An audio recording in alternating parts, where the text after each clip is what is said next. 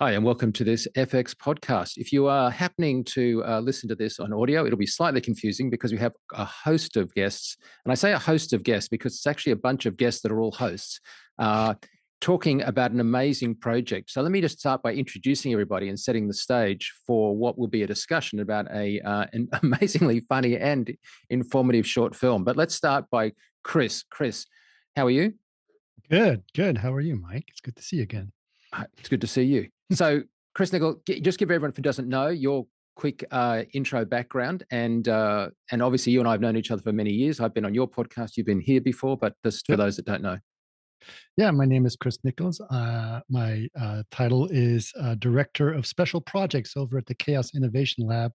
And I also host a CG Garage podcast, which has been on for coming on 10 years now, and which is a fun podcast about the industry, which, Mike, you know well. You've been on several times.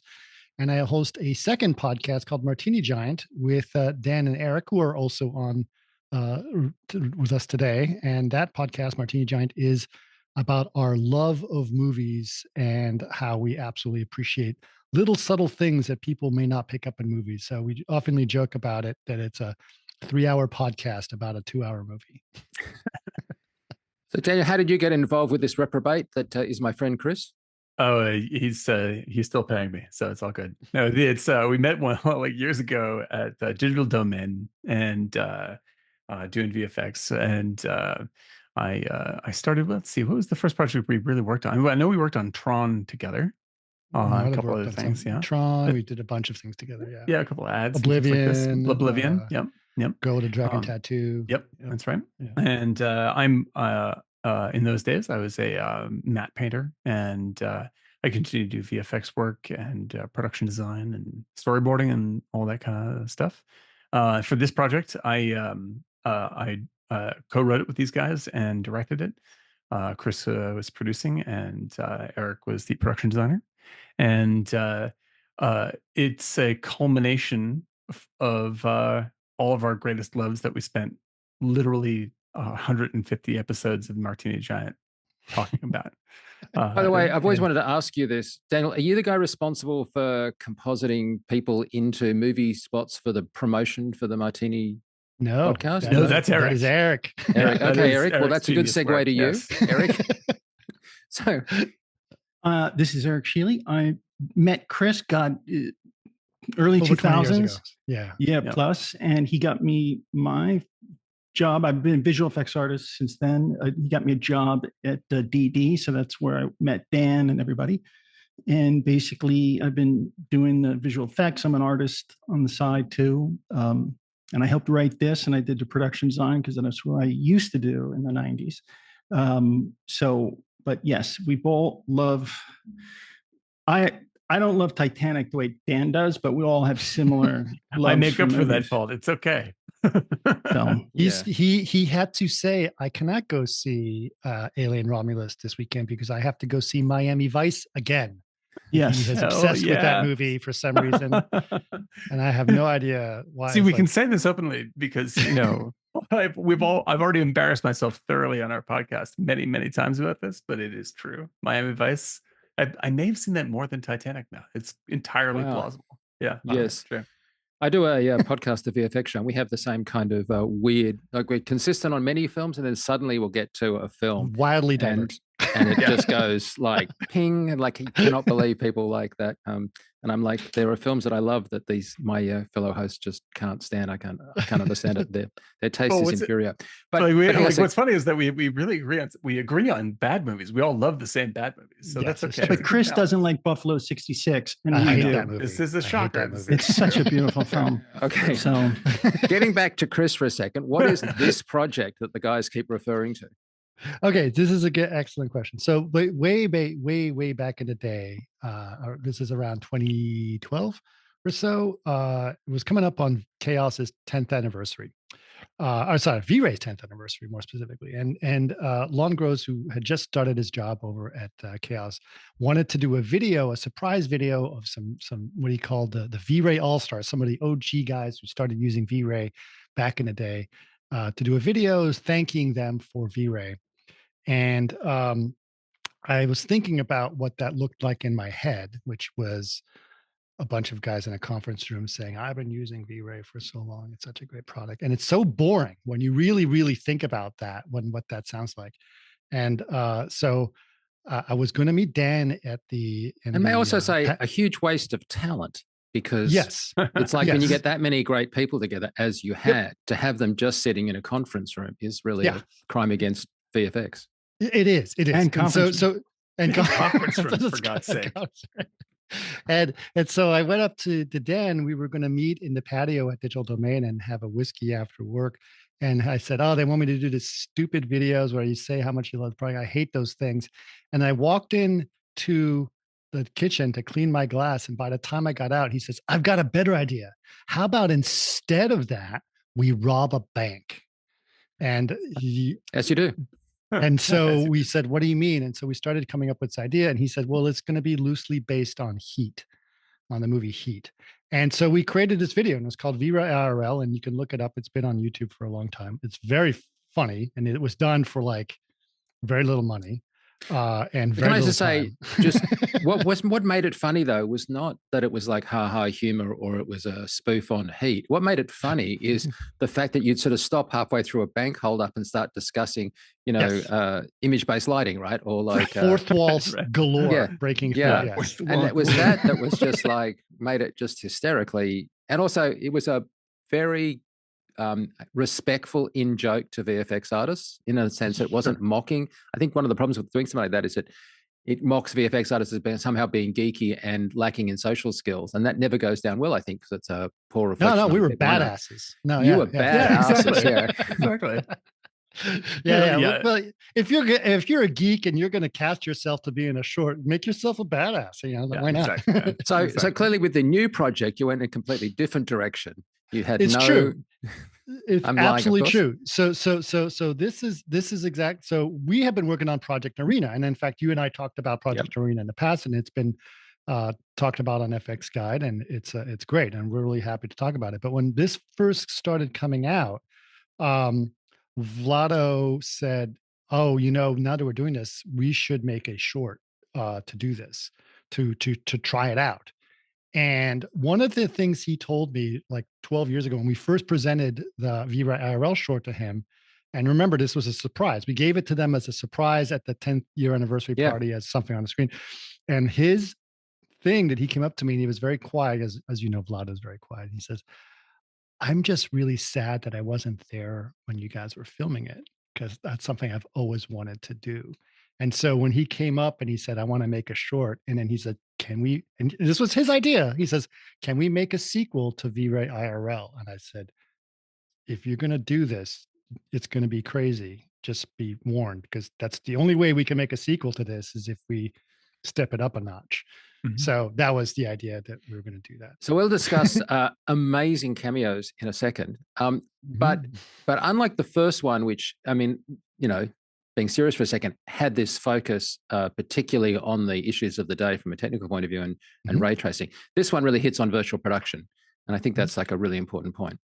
It hits on virtual production. It also kind of hits on the state of Hollywood today. I think there's a lot of things that we've just sort of discussed that that are sort of in a subtle way more about like, how people are overthinking things and not necessarily thinking about, this is something we discuss on Martini Giant about just movies, right? Mm-hmm. Like just making movies the way that Daniel, they used to be made. From your point of view, like from a story point of view, like what's the balance here between in jokes that you have to be very in to get, but it was actually kind of in a sense excluding people, and a more broader story that just anyone can watch and enjoy?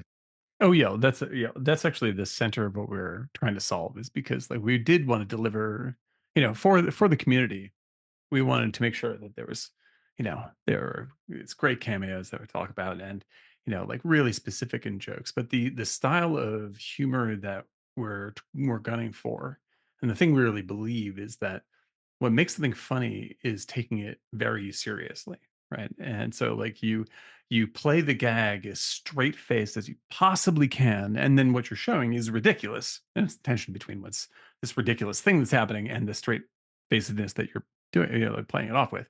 And so that's how we really end up hiding a lot of the deeper jokes, is that like, if you don't know the joke, we don't waste your time by saying, oh, something's going on here that you don't get. Like, we just play it as part of the serious atmosphere of what's happening. Like, this is a bank robbery, and we're going to play it like a serious bank robbery scene. If you happen to know who the bank teller is, this is particularly funny. Like, but we want to make sure that it works as a movie first. Like, you have to make you have to make sure you make a movie above all else. You can't just like tell Craft it jokes. for the Yeah, and like, because you don't get any points for just listing jokes. Like, you have to make a good movie that is really entertaining, and then like otherwise it's kind of self-indulgent, isn't it? And you don't want to exactly. be self-indulgent. Yeah, like you're asking for people's time, and you really got to deliver the goods and do a good job. And like, I think that what's particularly wonderful about the people we were working with is that, like, not only was everyone completely on board with the whole joke, but they were so giving of their time, and they were so dedicated to it, that a lot of them just play very well as character actors. Like, there are people here in the movie. Yeah. No one's an actor except for like, James. Yeah, like basically, James, James is also partially, like, part-time an actor, but he's he's a very serious visual effects person, and a production person. But everybody else, like, there's a couple of guys at the table that, if you don't know that they are major figures, they come off straight as like central casting for a Clint Eastwood movie. Like, I will get back to that. I will get back to that poker table in a second, Yeah. and the all-star cast that was there. Eric, there are some less subtle VFX. Green spandex is sort of something hard to miss on back of a horseback. So again, what was the line that, from your point of view, that was too subtle and it's self-indulgent, and too obvious and it's like kind of goofy? Yeah, it was goofy. That was, we wrote the script together, but a lot of that was Dan. I kind of came in on the absurd material a little bit later, after our first or second pass, because Dan was really, I always come in to kind of sweep up and give kind of strange, odd notes, but somehow they work, and editing. But it definitely is, Dan did a great job directing, because he exactly what he just said. He played it, for the audience in particular well, as opposed to just doing these inside jokes, which never works and never lasts. So I thought it was a great continuation from the first one. We should really note, I mean, the look of this thing really comes from Eric, right? So he knew what he wanted to do. He knew what he wanted to make it look like. He was, he's a huge history of film guy, and he was very, very inspired by the spaghetti westerns and by what we saw there. He created some incredible concept work that everyone followed very closely, as this is how it's going to live and breathe. Yeah, right? it's really down to, like, I was doing all the blueprints. For everything. Yeah, I did all the blueprints. I designed the whole set, interchangeable modular set. I designed that, you could take it off fast, because we were worried about budget plus being on a soundstage. I mean, for the screen. So this is a really gotta, like, this is really production-y, but it's just like, we had so many shots to get in so little time. Like, it was just a very small window to get everything together. And there's so much that you want to show from this, like the big, beautiful set that comes off of Eric's work and all this stuff. Eric designed a way for the set to work specifically because we were so worried about clearing the set in time to shoot more stuff. Yeah. And he designed this sort of like modular breakaway system for this. For that could fit in front of the screen, so that everything kind of worked. Pop, and it just slid away, and then we just got right back. We knew exactly where everything was going to fit in front of that screen, and all of the environment. You should keep in mind that entire town, along with the entire railway, all the way to the tunnel, that's all just one big CG element that we used for the whole thing. It's over 2 trillion polygons, right? It's insane, and it just ran polygons, and it just ran constantly on that set, and we just never even thought about it. For 3 days, that thing ran just constantly, never crashed perfectly. That was the amazing thing. So let's discuss that production stuff for a second. We'll get to the fun stuff, but let's just take that from a VFX point of view. So firstly, you can do anything in VFX, and yet by the same token, you aren't on a feature film budget. You're completely not. So you have constraints. Can you talk, Eric, maybe how much you could lean into those constraints, or how much it really was a case of, oh, we so want to do this, and you got all these VFX nerds going, well, we'll just do it in post, even though we ourselves hate hearing that. I think the big thing is because I built the set for all the interiors here, I kind of knew while doing the blueprints for the builders and building the set in CG, how to like merge those two worlds and still be efficient. And so some of the stuff was real practical columns, and then it goes to CG columns.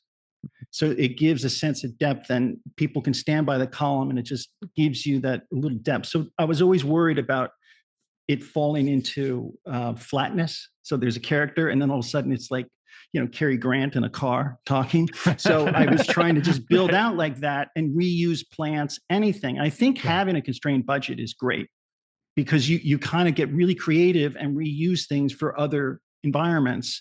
Right. And having that ability to work in CG and line it up and look at your shots in CG and in Vantage on the screen is incredible. What's amazing though, and it's not, I literally, the scenes that I built, I just gave to them and they put it up on the wall in Vantage. So Chris, give us the background on where you were shooting, for how long you were shooting, whose stage was this? So this was at the Orbital stage here in Los Angeles, sort of near downtown LA area.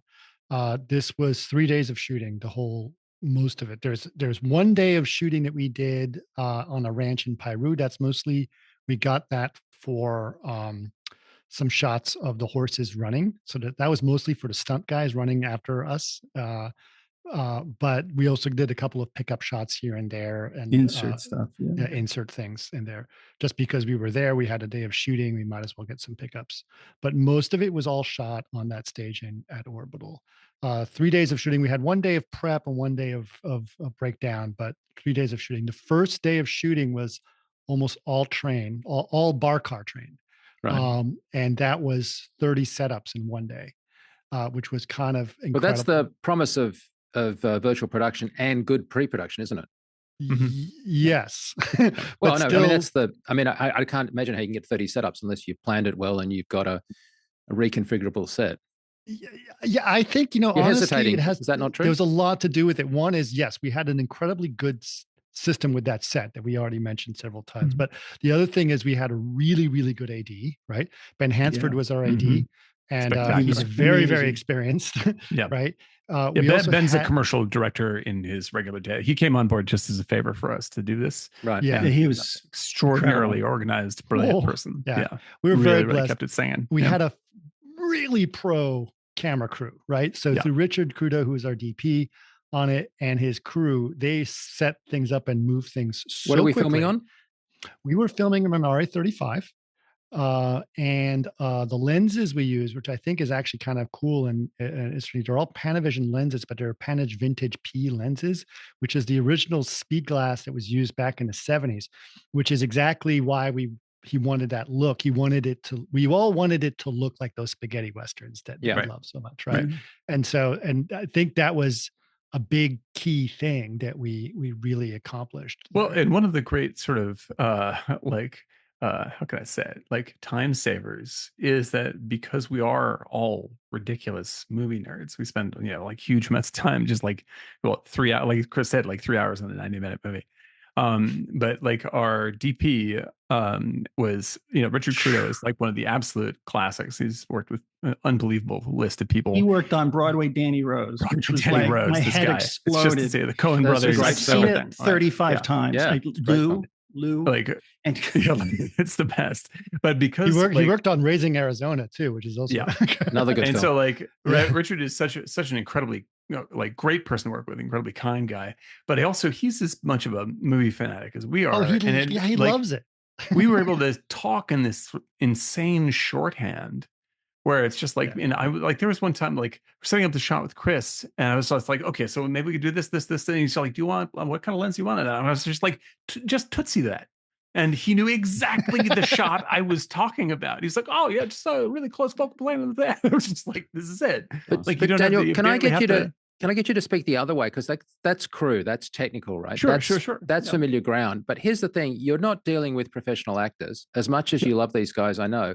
But there's this kind of informality that you don't have. If you're a director, and you've hired a cast and they are professional actors and everybody else is there professionally, then there's a hierarchy and, it's very clear. When everyone's a bunch of mates, it can sometimes be a lack of it's hard to have direction because by being a director, you come off a bit like you're being a bit of a jerk because these are all your mates and you're telling them what to do. Right. And that makes it hard to direct. And it makes it particularly hard to actually get a performance. How did you actually approach it in terms of directing? Because I want to be serious for a second. Like, you had to get a performance out of these people. And yet I'm sure there was a lot of goofing off and laughing on set.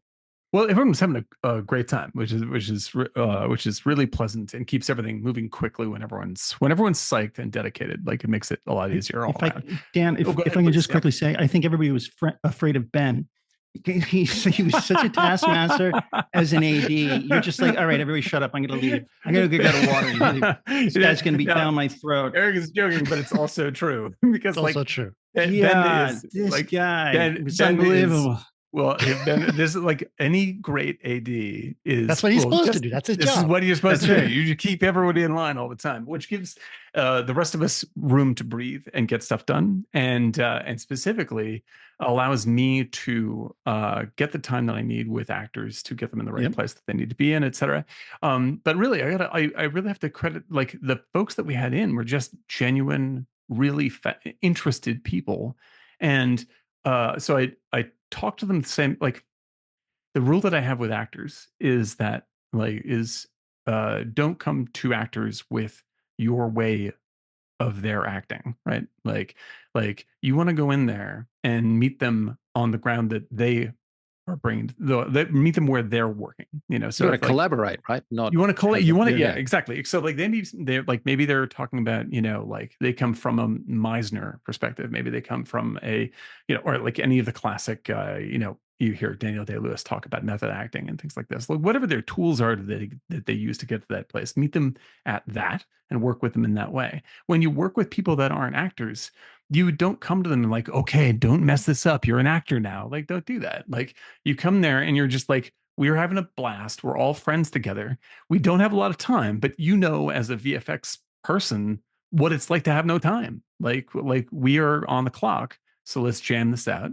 They understood it. And they delivered. Like that. Also, they were casting wise, you give them roles that they feel comfortable playing. Right. Exactly. Like Kevin Mack as the bartender made sense because it's fantastic. He's just chill. Or Ben is the teller. But a professional actor is going to know staging. Like, they'll know how to find their light. They'll know how to find their mark.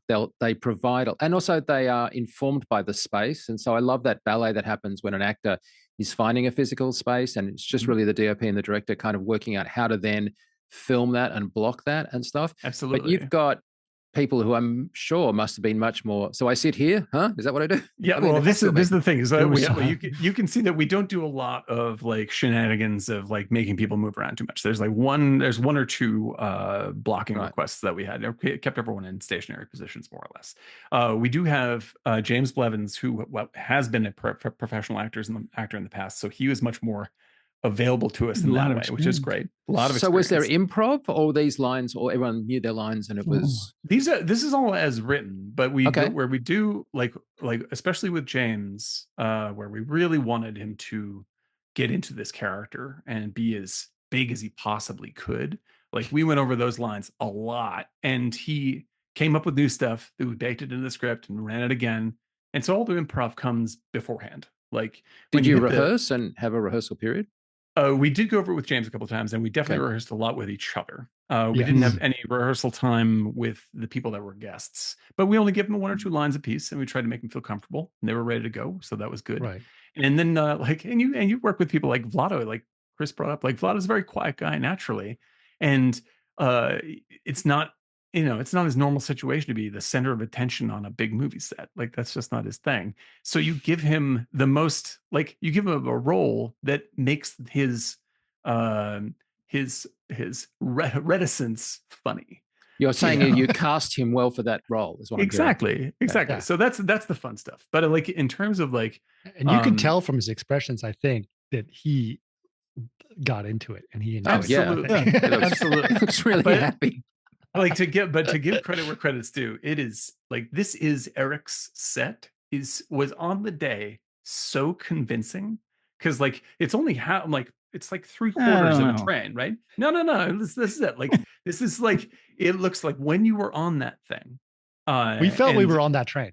like you can't help but really feel like you're there. Like we said, Well, Ben has for wardrobe the and AD. not having just giant blue screens has to help anyone Right. feel like Like, being Oh a my character. God. you see the stuff going by outside. Ben Hansford, the AD, like had to warn people multiple times, like do it like when the train is moving, right?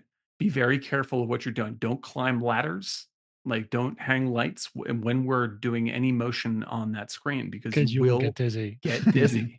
It's an Yeah. entirely convincing event to be there. Like if this is happening out of the Yeah. corner of your eye, your brain's going to act like this is really happening, and it does positively affect the performance. Like I you think can see it. Like the other thing that really sort of, these are surprising things that I found in terms of lighting, right? So remember, like I love lighting CG, as you know, Mike. Right, this is my Really? big thing.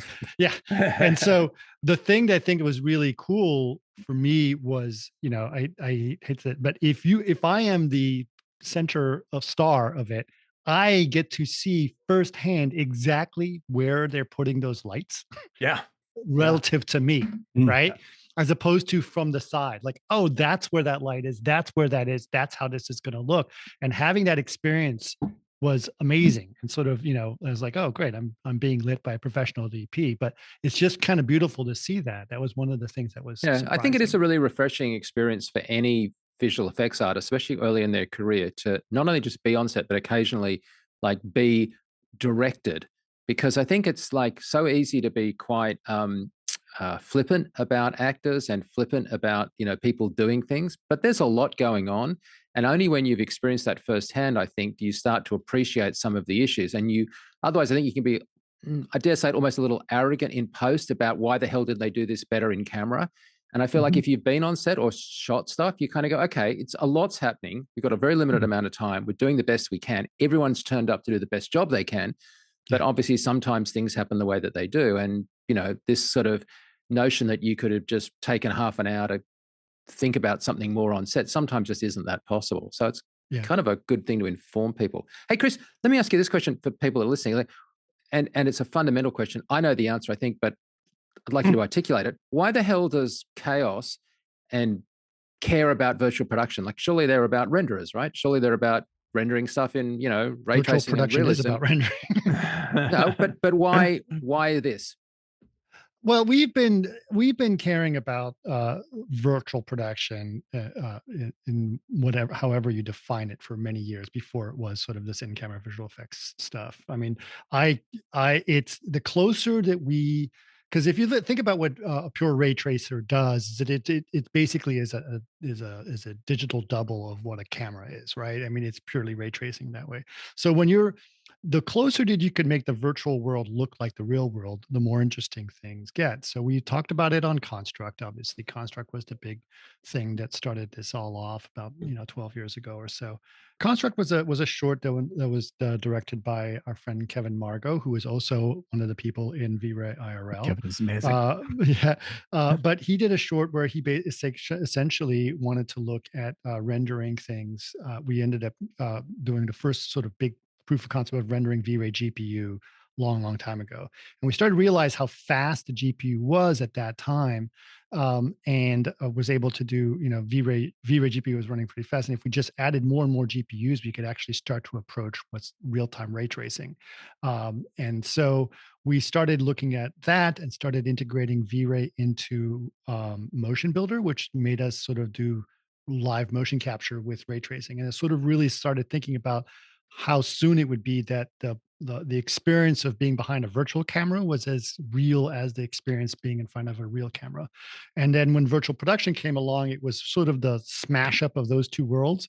So to us, it was like, well, why don't we go further with this?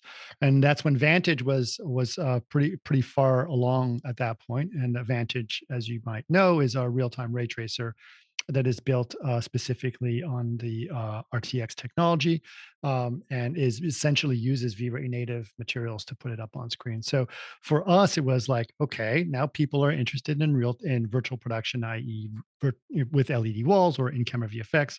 And so we started thinking, well, what's the evolution of this?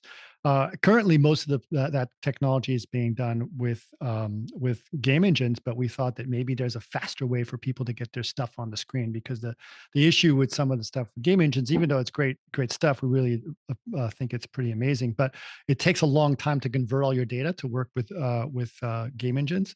And so it's like, if there's a way to get that stuff up faster, to just literally just open your Maya scene or your Houdini scene or your SketchUp scene or whatever, export it out to Vantage to go on the screen. That's what we want to do. So Vlado. Plus, you get that advantage of visual consistency, right? Because as you yourself pointed out, there's shots in this short film that are not done on the virtual stage, but you've got the same core technology. Same scene. Same scene. It's a Maya scene that we've used. And so so a lot of the running footage of the trains moving by, which that is something I actually want to call out as well, because that is a lot of the shots of most of the build out of that whole town and the training and everything, all that vegetation, everything that was done by a company out of Germany called The Scope. And they're really, really cool. So Eric sort of gave them the groundwork of how this was going to look and and they sort of built out the whole town and the tunnel and everything else. And so all of that was built as one giant thing from them. And then Matthias, who was one of the lead guys from The Scope, he actually flew in from Germany to be on set to sort of maintain what we needed to take care of there. And he's great. And then he also did use the same elements to do all the running footage of the trains. The train crash itself, we worked with Bottle Ship VFX out of Sofia. And they did a lot of stuff. And they used the same sets to sort of build all that stuff. So it's all consistent. And, you don't, why build it, twice when you can build it once? Yeah, exactly.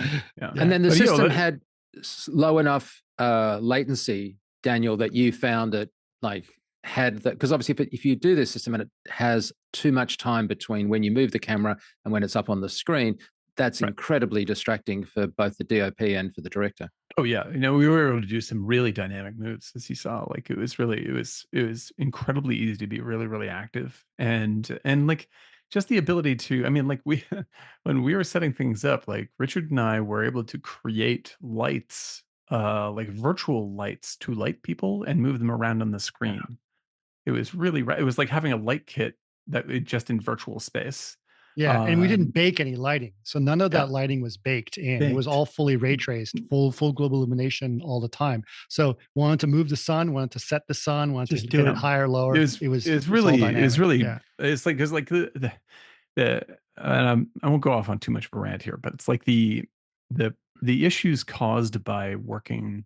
Like green screen is still, there's lots of great work to be done in green screen, but like when people just shoot exclusively green screen all the time, like it changes your mindset of where you're spending your time, and people end up spending their time incorrectly in terms of making a movie. Because like, first of all, you're not spending any creative time in pre-pro almost at all, right? You're doing it all in post, where people really have no time. Like people complain about VFX being bad because VFX companies are like jamming through entire sequences in the last few weeks, and there haven't been key production design decisions made yet. Yeah, it's less collaborative as well when you're doing stuff. Absolutely. And so like when you have proper when you have a proper pre-production period where you can make creative decisions, right, which is what shooting this way encourages, because you need to have all these decisions made so you can shoot them on the day, right? Like then you have real decisions made on purpose with thought put behind them that you're hitting the stage with, right? And you know what you're shooting. Like you can build the schedule correctly. And what's the most important, because when you're shooting shooting, the most important thing is time. Like you want to make sure things move as fast and smooth as possible. So when they do mess up, you have the time to think of a new way around it on the stage. Because we were flexible. We had to just move things around at last minute here and there. But one thing I do want to bring up, for example, you mentioned green screen, and it's something that things that I see that I like, that we could never have done this, right? There's a close-up shot right as I storm into the bank, right? And you can see a very super close-up, and you see my hat. The only thing that's physically built in that bank is just the bank wall between us and the teller. Everything else is all CG, right? And so if you look at that super close up, there's this amazing beautiful chromatic fringing from that lens that you get that breaks up the background, and it's all seamless, and you would never be able to Never see achieve that at that all in green with a screen. green screen. No. Never, You ever. would never Right. be able to get that beautiful breakup. Eric, of that. one other technical thing I wanted to ask you about is to do with a combination of the renderer, but also the color imagery that you're getting off the LED walls, which is, how did you feel that the colors and the I'm almost going to say the quality of light was working, where you move between things that were physically next to the actual actors and then things that were being the provided beautiful by the thing wall? The beautiful thing about that was the last question I didn't answer properly. This one I will. I just went because I finished the last one. I was like, I don't think I answered his question. I'm right on cue. But the thing was, we did a test. That was the beautiful thing, is we did 1 day of testing, and I noticed that the saturation levels were different, and I had to compensate in some way. I didn't know what the final screen would be like, but I definitely was thinking about that, because it wasn't 100%, and it was very saturated, the wall, as opposed to the way the sets were in that. So I did a lot of balancing, and then it actually just went straight to the wall. It was fine. But I was in the back room when they're projecting it, like worried that the textures, because I made a separate bin of less saturated textures, the exact duplicate, so you can link to that. So, but I didn't need to do that. But it was definitely something, if we didn't test, I think testing is the most important thing, particularly for any production designer, artist, just to physically, like you were saying earlier, being on set. I used to be on set in the early 90s. That's how I started. And it gives you a sense of like, oh, that makes sense. Like, so a lot of the choices I made is because of the test. Did you have any discussion about stuff in the air? Like, because obviously in a Western, you could say, oh, well, it's like more dusty kind of stuff. And those atmospherics can cause the blacks to wash out into grays. And that's why one of the giveaways of virtual production sets is you look at that and you think, hey, you haven't got really the kind of, you have fallout that happens in the distance with but you also have this problem where you don't want your blacks lost. That's all CG. Yeah, that was CG fog was in there. And I don't think we could have put any atmospherics. I think they said no to that, right? We did have a little bit of atmospherics on the train, on the back of the train. But I wanted dust or something. I wanted real dust in the air, and you said no. There's other production problems with that. But like the thing is, like, the biggest problem is like what you're saying is like the black point across the board is reduced to a certain consistency, which is what kills the depth, right? Like, so that's the thing you have to watch out for sure. But like it's like, by being able to, like, the blessing of being able to work like this is that you get to plan for this stuff rather than fix everything later, right? But there are some complicated technical problems here, because you'd know more than I would as being a matte painter, right? Is that if you have something in the distance, the palette actually kind of reduces. So you don't get the same dynamic range in the distance as you do close up. What you don't want to have happen, though, is if you want to have that problem that you can only do distance and immediate, and that there's no mid-ground, because my mid-ground gets treated the same as my distance. In other words, if I'm going to wash out from spill light, it's going to affect my mids and my distance the same. And as a matte painter, you wouldn't have done that. Yeah, absolutely true. Absolutely true. But I mean, like, I think that this is like, by having the time to think this, because most of these solutions are shot to shot, right? Like, because like because like you are like, anyone who's good at this stuff definitely sees the things that are wrong. It's whether or not you have time to plan for it and correct for them, right? And so, like, especially like when Eric's talking about, like, okay, we definitely need to have we need these pillars that are modeled, real life pillars modeled after the CG pillars. Like, and so we use these in shots to be in this perspective so that we, sell that illusion. And like, ultimately the real way you sell any individual gag is by consistently solving it throughout all the other shots. It's the buildup of that sense of realism that makes anything work. Because, like, if you can noodle all day on one thing, but what you really need to do is have a vision in your mind as to what this is supposed to look like, and then you figure out the magic trick for that shot. That's why I keep on saying, like, you gotta, like, you have to have pre-production. Like, we knew this thing inside and out before we hit the stage. We had to, right? limited time, and we had to have everything set up for the tools. So by thinking it through and building out like the a virtual version that we could shoot an animatic with, and like we could see what the problems would be for every single shot. We planned with those how to solve those problems for every single shot, and when we hit the stage, largely we were able to solve them as we planned to solve them. And then when we didn't, we had bought ourselves enough time to come up with some other bit of the magic trick to sell it. We also didn't want the technology to get in the way at all. Exactly. Right. Exactly. And so the thing that was important was for like, when we're on that train and I tell, Richard, you've seen the concepts that Eric put out there that look really beautiful. Let's match that. So the LED wall is there and very much makes us feel like we're traveling on a train, but it is not the star of the shots, right? It's everything else is so well lit.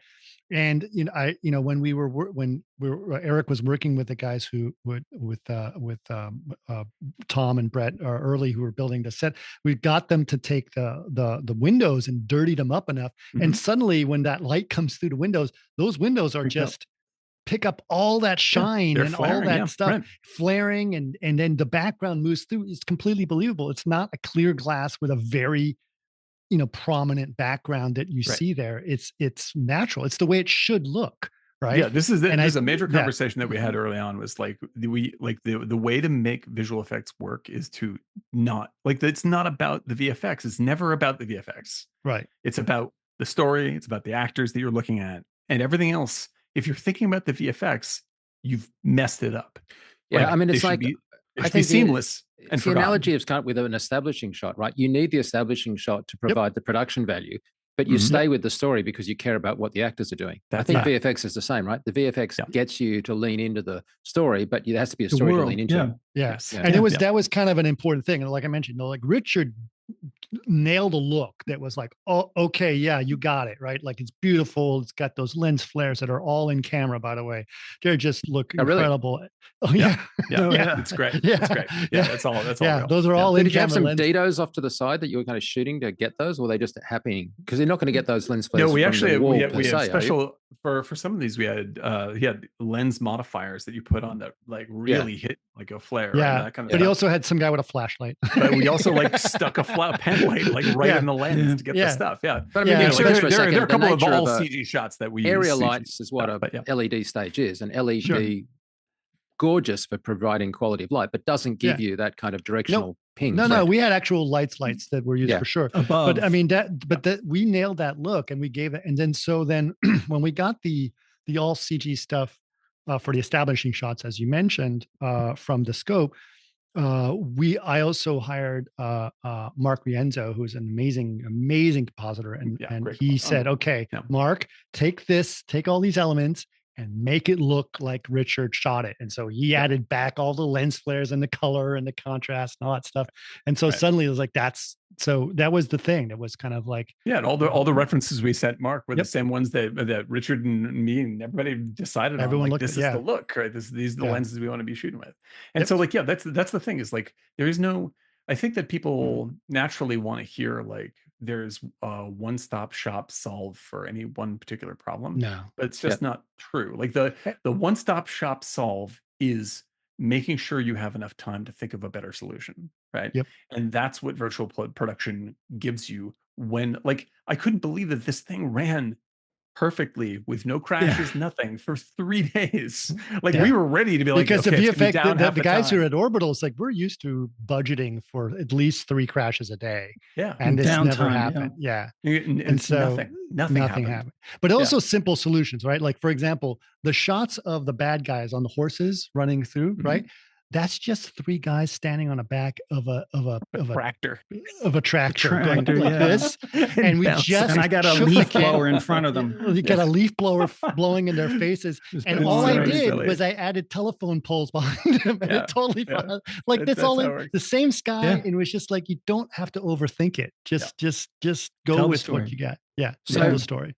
So I'm now going to do something that I don't normally do, because you guys are podcasters, and because I've done literally over 1,000 interviews. I'm now going to tell you the blueprint I had going into this interview, which was, I need to get you guys who are great friends and did a fun project to give me some serious stuff about what you did on this project. And I think I fought you there, because I know also the listeners are thinking, but I want to get back to like, who was at that table that you alluded to earlier? Who were all these cameos that are going? And I knew if we started there that we'd never get the interesting technical stuff, right?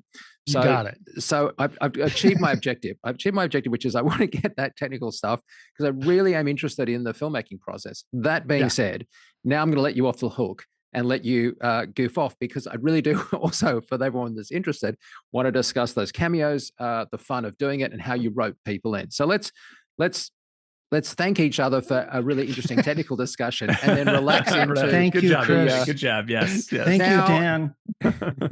So now, who was at the card table, and how did you get people that would be, let's face it, known for other renderers playing cards? I asked him. but tell people who are listening. Okay, so Marcos Fajardo was at the card table, and I also got Sebastian. I think it was supposed to be Darren Grant was going to do it, and then he couldn't make it. And he says, "Oh, but still ask Sebastian." And it's like, "And what about Marcos?" I said, "Do you think Marcos would do it?" And he goes, "So Marcos and Sebastian, for those that aren't listening, are obviously legends for those that who know, but they are also friends. Responsible for Arnold and Manuka, right? They're responsible for what is now an Autodesk, headlining renderer and Weta's spectral renderer, right? Yep. This is like showing off, having them turn up to your shoot. But also they looked so in character. Sebastian, I didn't recognize him at first. Sebastian looks like he's out of a Sergio Leone film. He does, doesn't he? He does. That was spooky. I had to he's Italian to start with, so it works, right? He's just terrific, man. Absolutely perfect. Absolutely perfect. He's a good friend of mine. He's been sailing with me in Sydney, jumping off the back of my boat, swimming. It's not like I don't know the guy, right? Yeah. But he was so in the moment that I was like, wait, that's a double take for me. So So I have to say, I have a laundry list. How did you get these people? I let first of all, from my point of view, like I was very lucky in one way. I am not a technical guy in any sense of the word, and I've been working in computers for 30 years, but I can't. Notice how he's saying that, and he's out of focus, at least for me. Exactly. So I'm not technical. It's a good example. Good example. So it was impossible for me to be starstruck by any of these guys because I didn't know who they were at all. Absolutely no idea. And so Chris is the one who's just who has the contacts, knows everybody in the industry, and he just got on the phone and started asking folks, and then he had to explain to me like who these people were, and I'm like, cool, they look good in a cowboy hat. Let's put them in. This sounds great. So Marcus and Sebastian were at the poker table, and those are big guys, obviously very important people. Great guys. Great guys. And I should also say that Vlado said there's no way you're going to get Marcos to be on. And I said, just no, it'll be on. He's like, he lives it, not because by the way, Marcos and Vlado have huge respect for each other. They really, really do. They actually are very, very, very respectful. And they both won the SciTech Award on the same year for what they did. So this is kind of a big deal. V-Ray and Arnold both won the SciTech on that thing. But the industry has benefited from having the healthy competition and the publishing of that work at SIGGRAPH and everything that's gone into that community. Yeah.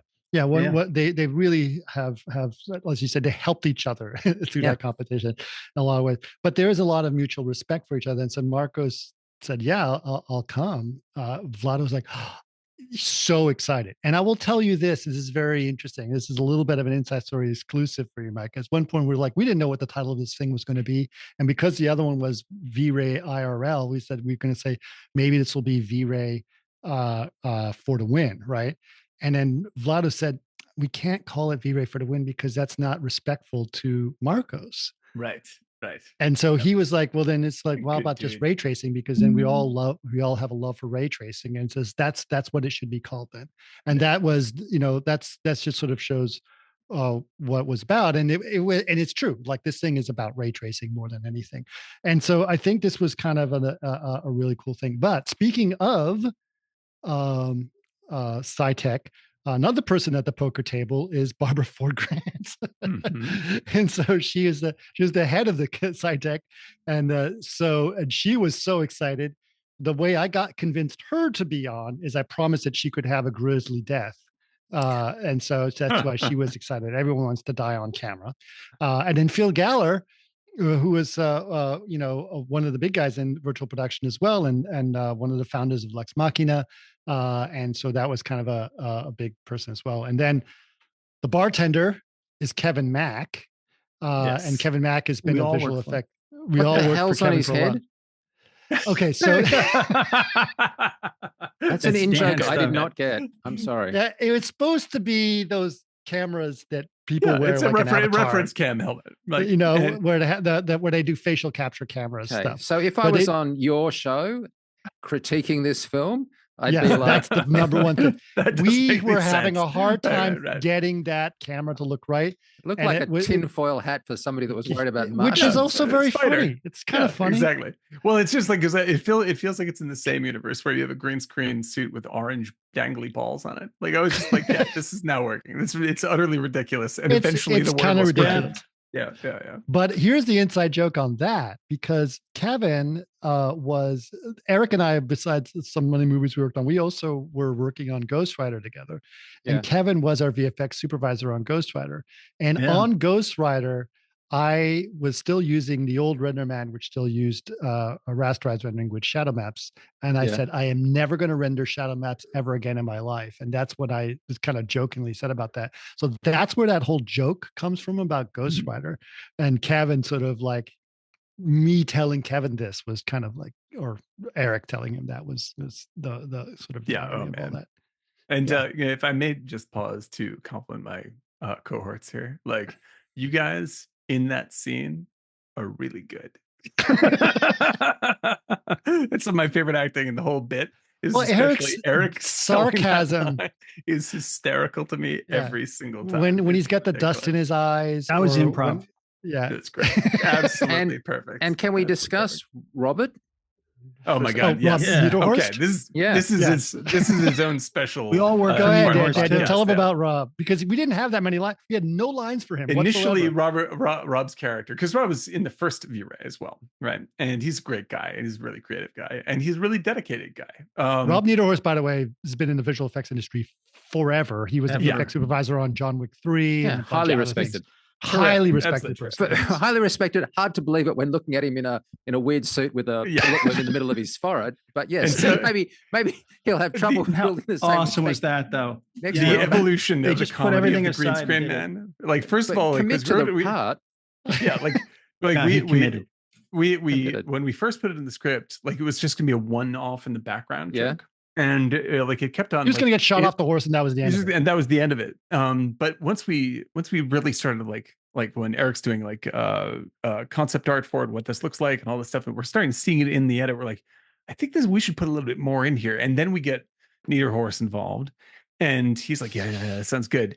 And then our costume designer, Yan, she builds this costume, and she's just like, I mean, she doesn't know anything about VFX at all, and she's just like, so what do you want this to look like? It's like balls on it. I'm just like, what about these? She shows up these orange balls. I'm just like yeah, that sounds about right. And like some of them are dangling and totally totally dangling in front of his face. like how are you going to track a ball that's dangling? Like, so because you see so much like when you're working in the industry long enough and you see plates come in where clearly nobody on the set understands how green screen works or why green screen is there, why any of this is happening. My favorite one of those ever was we had to remove a rig that was lifting a chair up, and so they painted the rig and all of the underneath of the chair green, because obviously therefore you could get rid of it in post. And I'm like, if I get rid of it, there's no you're looking up at the bottom of a chair as the pair's floating away. There's nothing there. Like, painting all of the chair green does not help me. Now we have to build a CG chair and crack it over the chair. No, it was like and you look at people and think, you have no idea what we're doing here, do you? And like, because they're like, the idea, I mean, and then there's just the idea of like when he's at the poker table and whatnot, like having to act opposite someone in a ridiculous outfit is also part of the gag. All this. I should also say that like everyone knew the assignment here, right? Everyone had contributed to this. So while Yang developed that costume, our Meredith, who was our hair and makeup, she's like, okay, well, he's coming back, but he's been shot off the horse, and now he's at the poker table.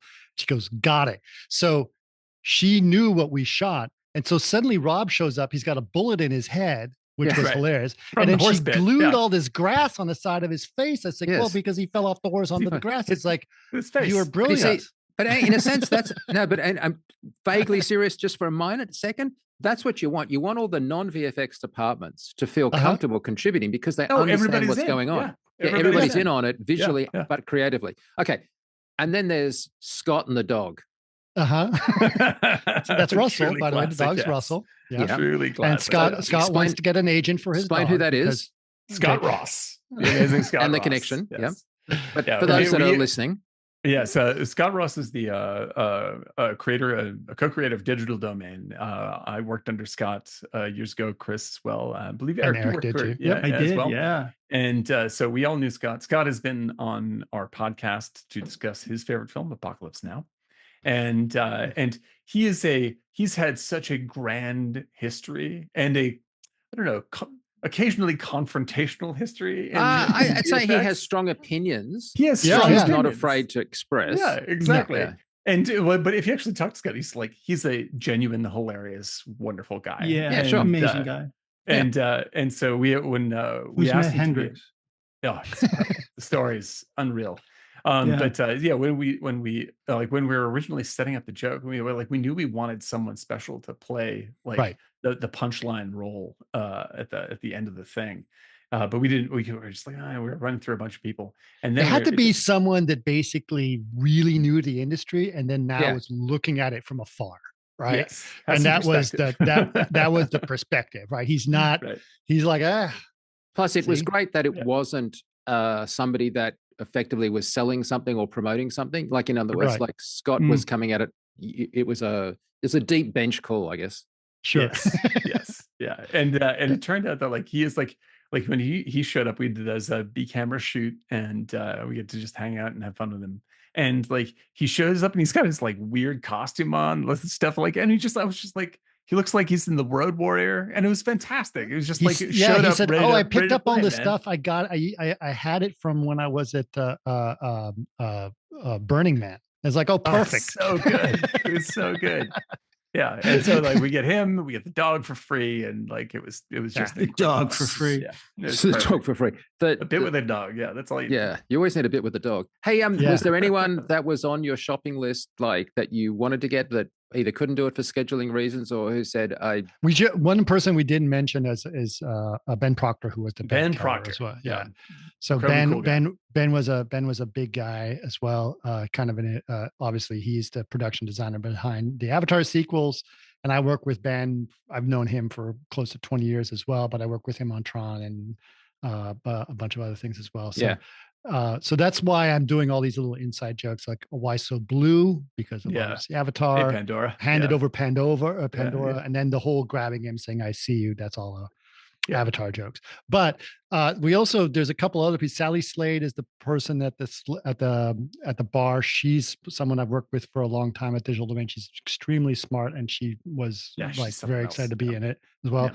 She's kind of left the industry in some ways, which is kind of like her line she leaves the poker. She leaves the table. Like I'm leaving this racket, and it was kind of a funny. And then the other guy who's the Colonel's son is Daniel Buck, who was also in the original Viva IRL, who's also hilarious and just he's great artist, great CG artist, amazing artist, and he works over at Apple these days. So those are and then obviously we had several other people. Anyone that was on the shopping list that couldn't make it, or many several. So I did get a couple of people, like I mentioned. Darren Grant was someone I wanted to try to get on, who unfortunately couldn't make it. There was Lisa Baroud, who was our producer on Tron, and is a fantastic VFX producer. Done some really amazing work. She was in the thing, but we lost her footage, unfortunately. Yeah, we actually shot some great stuff with her, and then this happens with cameras. The camera. The file got corrupted on the way in. But it was fine. It still ended up being good. And then I also tried to get Ed Ulbrich to be on at one point. That would have been really funny, but he unfortunately couldn't make it. And we of course jokingly talked about trying to get James Cameron, but I think we should extend the invite for V-Ray 3. Yeah, if James wants to come be on board. for V-Ray 3, I'm super happy to have him on. I thought you were going to say Jim Cameron wanted to be on, but we just didn't have any slots left. So sorry, we only got the hat on the other guy. Yeah, we didn't have a hat. This is a thing, right? I mean, we, like you said, we knew this was going to be slightly ridiculous, but we wanted to get it all, and we wanted to make it look beautiful. Yeah. So it's and having those cameos in there, I think it works even if you have no idea who these people are. No, the jokes don't live and die with who they are. But having said that, it's nice to have that many people in the, especially if you do know who these people are. It's a great group of people. Any shout out you want to just give briefly? And we know we focus on VFX, but to the audio, I think Nick did your theme music. Yeah, that's a good call. So Nick Linné was our made the theme song for this, and he's a fantastic artist. He's been. Do you know him, Mike? No, but I was pleased when I saw the end credit. Yeah. So he's done the music to like Peaky Blinders and stuff like this. Peaky Blinders, and he's really done. And that Peaky Blinders soundtrack is a defining aspect of why that show just resonates as soon as you hear it. Yeah, spectacular. But he's been produced music for Nick Cave and In Excess and a bunch of Kate Bush. And Kate Bush. So we met him through our line producer Debbie Kennard, and so he said he was able to do it, which was great. He's very busy, as you can imagine, but he did manage to give us a theme song, which we used throughout the process to sort of give us the flavor of what it was. Unfortunately, that wasn't enough to give us the entire score. So we went to Alex Smith, who's wrote the music for the original IRL, and he sort of was able to build off of what Nick had done. And those spaghetti westerns always had really defining soundtracks. I mean, those spaghetti westerns, those eerie kind of.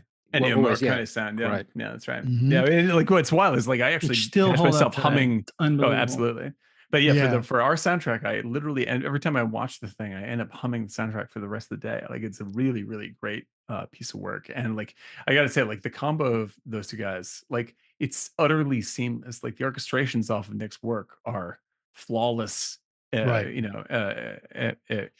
the piano work, the piano incredible work inside the bar car was based off of the theme song that Alex redid on the piano, which was kind of amazing. And then very kind of Westworld reference there by doing that. Exactly. Exactly right. Totally. Well, there's a Westworld reference, by the way, of the original movie Westworld in the at the bar. So when I asked for 3 giant martinis, it's obviously a joke on Martini Giant. However, in the movie Westworld, in the original movie from the Richard Benjamin asks for a martini. He goes to the bar and asks for a martini, and he's like, "You should order a whiskey." That's what they order at the bar here. So that was actually a reference back to. Well, that was Westworld. A deep reference I didn't get. I got obviously the martini reference, but I didn't get the Westworld reference. Anytime you need Richard Benjamin quotes, you come back to us. Just come back. That's what we need to do. Yeah. Anytime you need deep cuts of movie quotes, definitely come to Martini Giant. But the other thing I wanted to also say is the sound design itself that was done by Margarita Mix, and those guys really sort of nailed the sound design and the sound mix. We told them just like, if you listen to, this, Mike, if you listen to a spaghetti western, almost all that sound is ADR'd, right? Yeah, it's all very fully. It's very high, and so everything is at the high level of mix. You hear every crinkling of paper, everything. And so we told them just emphasize it. And they got this. Everything was put in, like every little sound was put in. Like one of my favorite jokes that came out after the mix was when we're all pointing our gun towards Vlado because we think that he's, the bad guy. And then Eric turns his head towards the bartender, turns it back, and it just hear the creaking of the floorboard going like this. It was just the most subtle bit of comedy. It's so funny. I did it on purpose because I knew we were going to hit post, and we want that beat in. So I did it on purpose. Dan's like, "Don't put it in." I was like, "Oh my God, I think it might help you. I think it might help you." It is. That's what I faced. That's the Sunday of that shot. It's absolutely hysterical. Absolutely. Well, guys, so it's been incredibly fun talking to you. It's also been informative. So I actually think I got the win here, right? Because I wanted to make sure we didn't just goof off for the whole period, because it is both a fun project, which it is, and also it's just genuinely interesting to hear your professional opinions as to the process and like how it came together. So we do I appreciate. think it's really critical that they in the tech world they call it dog fooding, right? When you basically take what you've done and you eat your own dog food. That's the sort of the tech world. When you I don't basically know that odd LA expression. Oh, you never heard that? Okay, yeah. In the tech world, when you're a developer and you basically let's say you wrote a program for your iPhone, you dog food it, meaning you use it every day as it's supposed to be to see. I would have thought calling your product dog food was a bit insulting, but I presume that's literally a term. But I think it's times. important. It's important to say that like we actually used this in a production to really see what we needed to do and what we wanted to accomplish. Well, we discussed that when we're talking about Project Arena, right? Which is there's enormous benefit in, and I think I joked with you then. I apologize if it's repeating the same thing, but my father once said to me, literally, he said to me, "I'm not making it up," and I've quoted this many, many times. It's like, Michael, you can read the entire works of Sigmund and Freud, but son, sooner or later, you're going to have to take a girl on a date. And I feel like that's what it's like, right? Like you can talk about this stuff, but you actually get to do it, and you can learn so much from doing it. So that's it. Yeah, that's exactly what it comes, because like really, like I think in the way that Hollywood is changing now, like it's really important to have tools like this and to learn to think how to work with tools like this in these ways, because like you're going to be able to keep ahead of the curve of making great material. Because I may also say we got into the industry because it's a fun industry, right? So there's no walking away from the fact you guys had a good time, and you should have had a good time because it's not worth it if we're not having a good time. Yeah, right? totally. Yeah, totally. 100%. So again, congratulations. Thanks so much for taking time to talk to us. We appreciate it. Thanks a lot, Sarah. It's really great. Thank you for having us on. Nice to meet you. Thanks, guys.